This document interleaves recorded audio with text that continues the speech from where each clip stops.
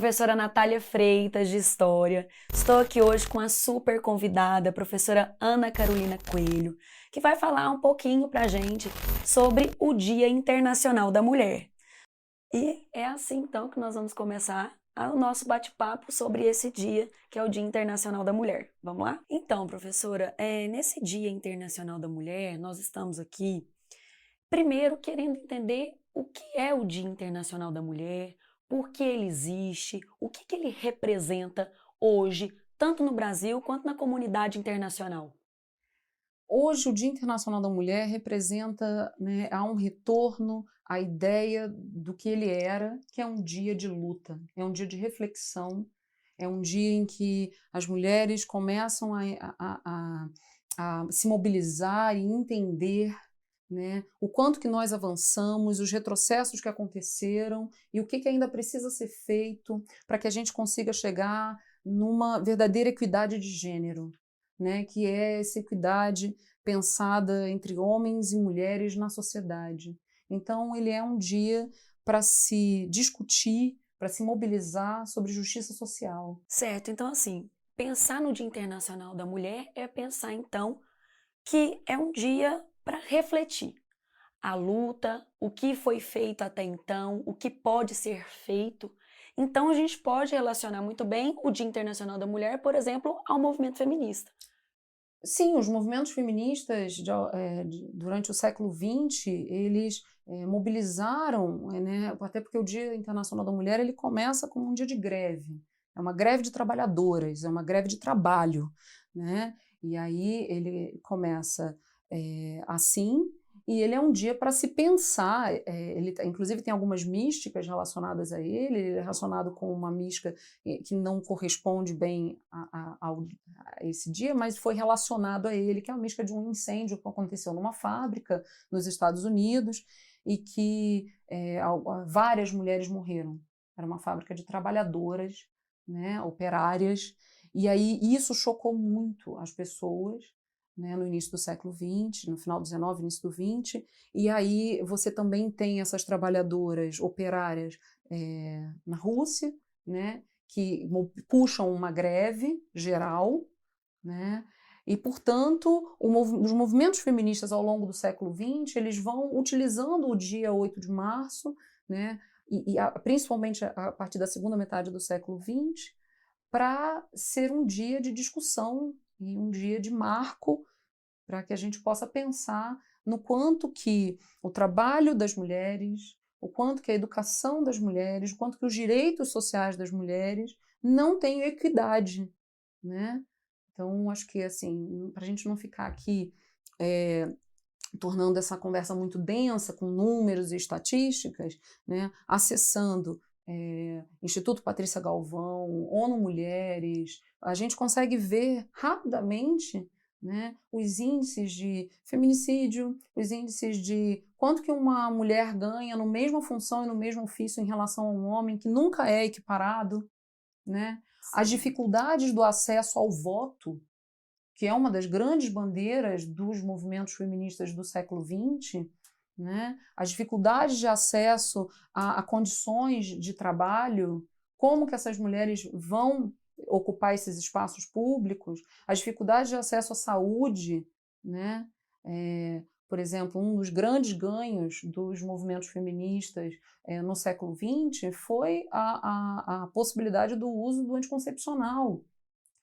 A despeito de qualquer discussão religiosa que se possa ter sobre o anticoncepcional, do ponto de vista social, o anticoncepcional ele permite planejamento familiar, ele permite que a mulher possa determinar quando ela terá filhos, quantos filhos ela terá, né? É óbvio que tem falhas, é óbvio que tem uma série de discussões aí, mas é um grande ganho, é um avanço, né? É um avanço para uma conquista do direito ao próprio corpo.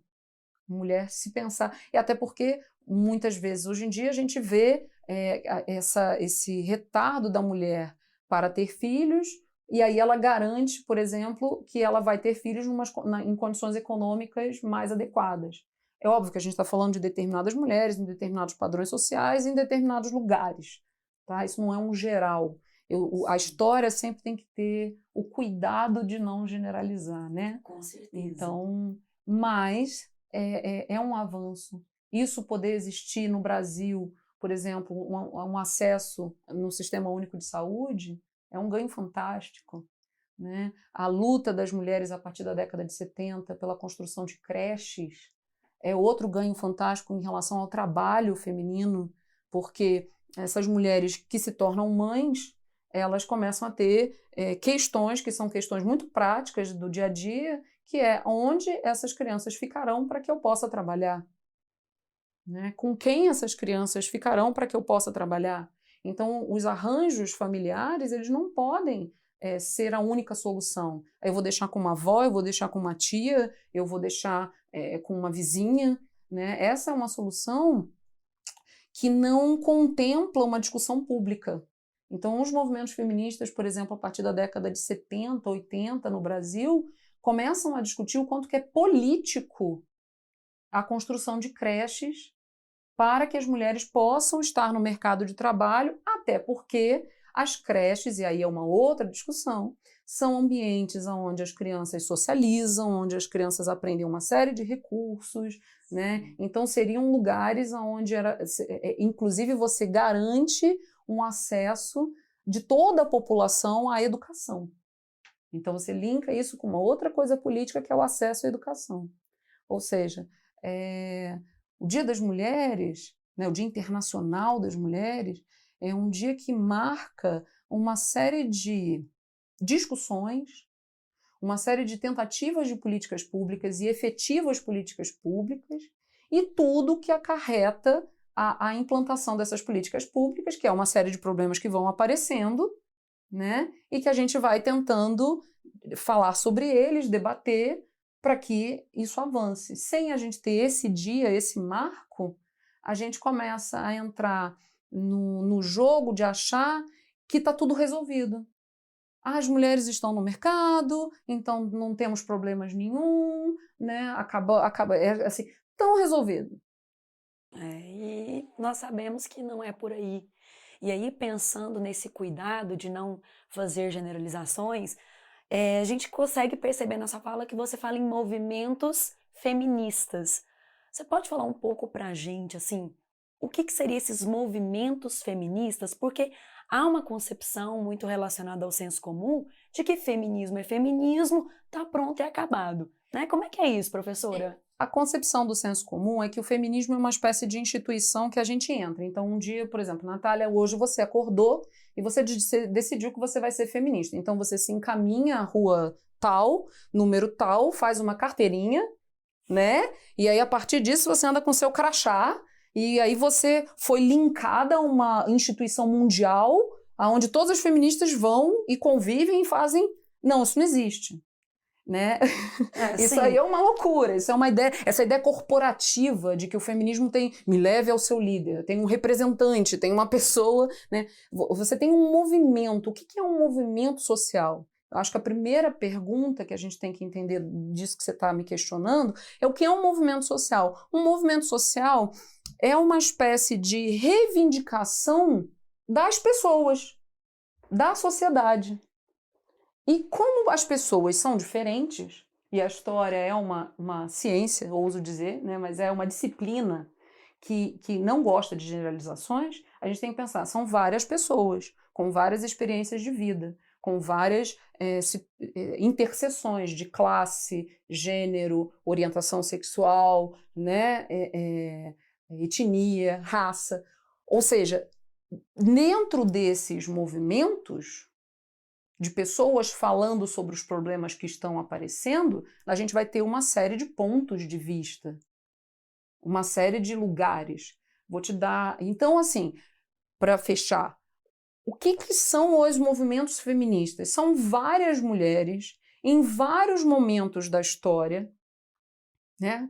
Que é esse existir dos homens e das mulheres no mundo. Então, são vários momentos da história que se deram conta de que estavam vivenciando situações de desigualdade e falaram e reivindicaram, na medida do possível, sobre as suas situações de desigualdade. Então, por exemplo, a gente tem a Mary Wollstonecraft, né, que é uma pensadora, né, uma intelectual incrível, e que ela fala do ponto de vista de uma mulher branca, mas que percebe que não há nenhum acesso das mulheres aos espaços públicos, aos espaços políticos, né?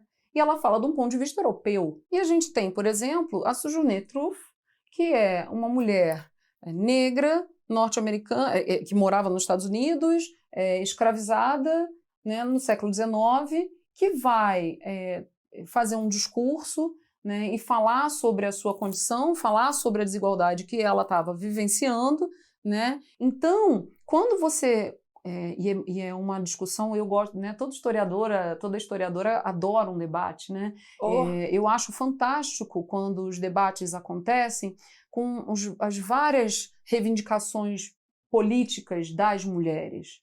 Porque dependendo do lugar e do ponto de vista, você tem reivindicações completamente diferentes, né? Você tem discussões completamente diferentes. As mulheres mães operárias, elas vão ter reivindicações completamente diferentes de mulheres mães de classe médias altas, de classe altas. Elas têm outras pautas, a gente chama isso de pautas dos movimentos sociais, né? Então, por isso são movimentos feministas. então é um movimento que pode ser visto na pluralidade. Sempre, e Mas deve ser visto na visto. pluralidade. Por isso que hoje a gente sempre vê, né, nas mídias, redes sociais, a questão do feminismo das mulheres negras, o feminismo das mulheres trans. E aí, professora, a gente tem contato também com o conceito de feminismo interseccional. É isso mesmo? É Você pode falar um isso. pouquinho? Essa ideia do feminismo, dos feminismos, né, do feminismo interseccional, é esse feminismo que leva, né, essa vertente que leva em consideração essas peculiaridades que a gente estava conversando, né? As peculiaridades de orientação sexual, identidade de gênero, raça, etnia. Né? Então, você tem feminismos das mulheres indígenas, os feminismos trans, os feminismos negros, né? Os feminismos brancos liberais. Né? Certo. E uma série de outros que debatem, que têm pontos de bastante divergência, mas eu insisto nos pontos de aliança. Nos pontos de aliança. E esses pontos de aliança, eles levam a uma sororidade? Nossa Senhora! Eita! Sororidade é uma utopia, mas é uma utopia necessária. Vamos começar por aí. É uma utopia necessária porque quando você está pensando num movimento social, você está tentando pensar numa categoria. No caso, que é a categoria do dia 8 de março, o Dia Internacional das Mulheres, ou o Dia Internacional da Mulher, que já é uma categoria em si difícil. Você não tem uma única mulher com uma única essência, numa única lógica, né?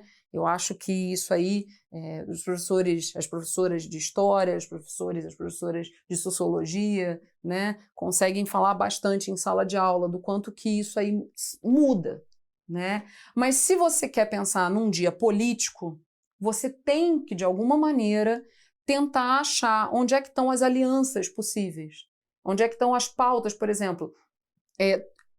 Infelizmente, uma das maiores pontas de aliança, né, eu diria que é o que mais marca todas as mulheres, todas nós, em qualquer lugar, praticamente, é a questão do assédio. Não é uma questão de se uma mulher e uma menina elas vão sofrer assédio. É uma questão de quando. Se a gente sentar numa roda de conversa, qualquer roda de conversa, com qualquer configuração de mulheres, de praticamente qualquer lugar do mundo, aonde a gente vai se unir é nisso. É nessa ferida do quando foi que bulinaram seu corpo, ou que te agarraram à força numa festa, ou milhares de outras situações que a gente pode ficar aqui horas falando, mas que são comuns às mulheres. Então, a sororidade são esses lugares comuns, né? Por exemplo, a Vilma Piedade tem um livro que foi lançado há pouco tempo, chamado Dororidade, em que ela vai discutir que a sororidade das mulheres negras ela passa por uma dor específica, por isso dororidade, que é a dor das vivências das mulheres negras interseccionadas com racismo, né? E consequências profundas. Eu tenho um outro livro da Grada Quilomba, que é Memórias da Plantação, que são histórias de racismos cotidianos, que também, né, você perguntou, estou lembrando de alguns livros do que a gente relaciona aos feminismos negros, né? E aí essa interseção da dor com a sororidade é que eu acho particularmente interessante que a Vilma Piedade faz.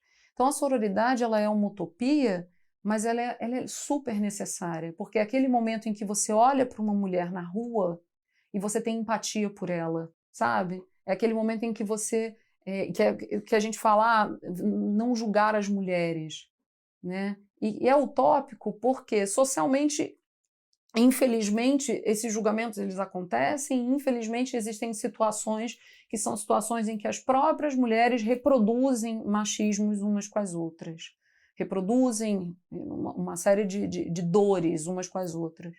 Mas a sororidade é necessária para tentar acionar uma empatia, esse olhar mais suave, esse olhar que se coloca no lugar do outro ou tenta se colocar no lugar do outro e da outra, já que somos mulheres, das outras, né? E lugares que às vezes são impossíveis para a gente acessar, porque a gente não viveu isso, a gente não nasceu, a gente não está naquele corpo, mas mesmo assim isso não importa, né? É uma pessoa que está sofrendo, portanto eu sou empática com essa dor ou com esse problema e eu vou tentar, na medida do que eu puder, né, auxiliá-la.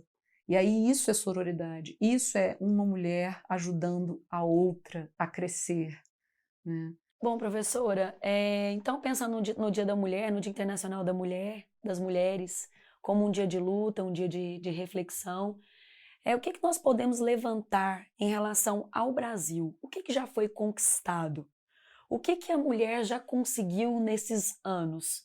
Nossa, bem, eu acho um marco, talvez um dos grandes marcos que a gente possa apontar é o direito ao voto, a conquista do voto feminino. A conquista do voto feminino é a conquista da participação política da mulher nas decisões, né? O avanço no mercado de trabalho, o acesso à possibilidade dos anticoncepcionais e de um planejamento familiar, inclusive pelo Sistema Único de Saúde, né? O que garante um acesso gratuito, né? a esse tipo de recurso, que é um recurso importante, o aumento, o acesso e o aumento das mulheres na educação, né? As mulheres elas não eram educadas no Brasil, né? Aí passaram a ser minimamente educadas no Brasil, sendo bem resumida. Aí só as mulheres de elite tinham direito à educação, e eu diria que um avanço que acontece ao longo do século XX, por uma série de motivos, é esse acesso maciço de várias mulheres, de várias camadas sociais, várias classes sociais, né, à educação, e atualmente esse acesso cada vez maior aos níveis mais altos, né, educação superior, né, as pós-graduações. No entanto, isso não vem sem uma série de debates, uma série de discussões, uma série de interseccionalidades que a gente precisa pontuar bem. Então, se a gente for pensar em alguns marcos, a Lei Maria da Penha, a discussão sobre o feminicídio, a lei do feminicídio, né? Isso é muito importante, isso tem muito valor para a nossa sociedade, para uma sociedade repleta ainda de desigualdades, repleta de uma série de problemas sociais, e que eu acho que o dia 8 de março é um dos dias, né, que todos os dias são dias da gente pensar e repensar, né, e elaborar estratégias para melhorar a qualidade da vida social, né? Mas o dia 8 de março é um dia especialmente para a gente se concentrar naquilo que a gente precisa ainda, e esse ainda é bem grande, ainda discutir, conquistar, refletir, debater, né, enquanto sociedade, para que a vida dos homens e das mulheres se tornem mais equitativas. É o que eu espero, é o que nós esperamos. Professora, agradeço muito a presença aqui no nosso canal, para esclarecer, né, para conversar um pouco sobre esse Dia Internacional da Mulher. E espero receber você aqui mais vezes. E se você tem alguma mensagem para deixar para as mulheres, principalmente, que estão assistindo aqui essa aula. Lutem, lutem, estudem, ocupem espaços, ajudem umas às outras, tenham empatia, olhem sempre com carinho para outras mulheres. Estejam nos lugares, falem, se posicionem. Obrigada. Obrigada a todas as pessoas que estão assistindo, né? E obrigada pelo convite. Imagina.